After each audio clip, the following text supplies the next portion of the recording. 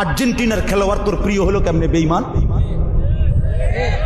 এই মুসলমানের বাচ্চা বল বেটা, এখন দাঁড়ায় বল বেটা, কোন কাফের বেঈমান, কোন খ্রিস্টানের বাচ্চা, কোন ইহুদি, তুই মুসলমানের ঘরে জন্ম নিয়া তোর রক্তে মুসলমান মার রক্ত, তুই কেমনে ওই বেঈমানের মতো সাজবি?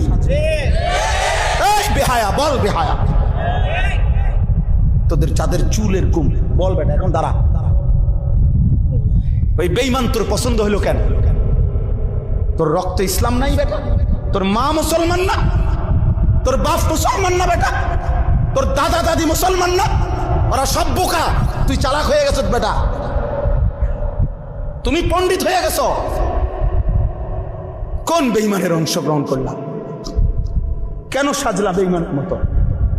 তোমার নবী নাই, তোমার রাসূল নাই, তোমার আল্লাহ নাই, তোমার নবী সাল্লাল্লাহু আলাইহি সাল্লাম চুল রাখে নাই?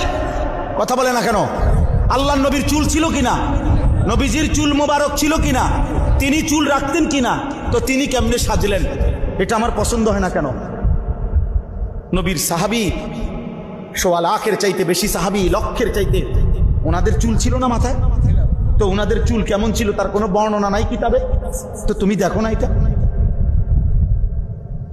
তোমার ধর্মকে তুমি এত বড় বেইজ্জতি করলা কেন? তোমার রাসূলকে তুমি এত বড় বেইজ্জতি করলা কেন? এটা কোনো ইনসাফ হইতে পারে? দিন রাত মুসলমানের ঘরে জন্ম নিয়ে মুসলিম হয়ে চুলের উপরে সারা দিন ফ্যাশন, এটা বুঝি একটা কথা হইল? আমার ভাই বল, এটা বুঝি একটা কথা হইল?